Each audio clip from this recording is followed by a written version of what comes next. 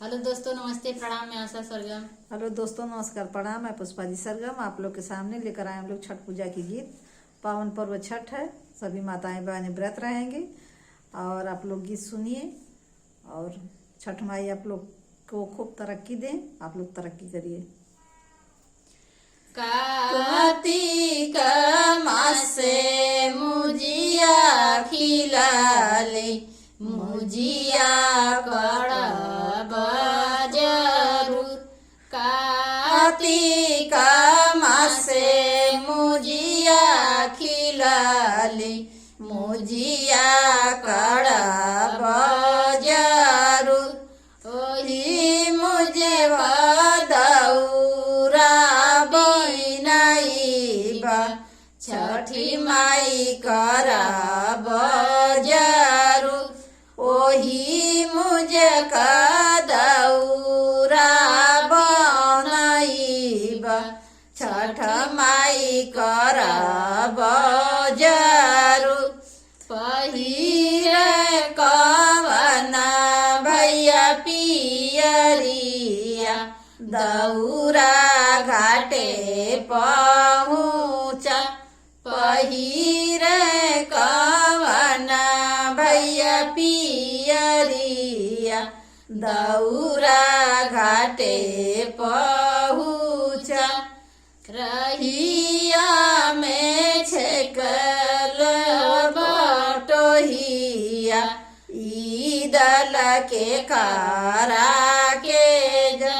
रहिया में छेकल बटोहिया, ईदल के करा के जा। आँख तोरा फूटो रे बटोहिया, ईदल छठी माई के जा। आँख तोरा फूटो रे बटोहिया, ईदल छठी माई के जा। कार्तिक मासे मुजिया खिलाली, मुजिया करब जरूर। कार्तिक मासे मुजिया खिलाली, मुजिया करब जरूर। ओही मुझे सुपावा बिनाइबा, छठी आई करब जरूर। ओही मुझे सुपावा बिनाइबा, छठ माई करब जरूर।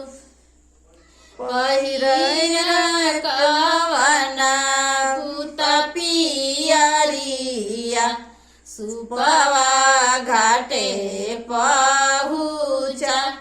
पहिरे कवना भूत पियरिया, फलवा घाटे पहुँचा।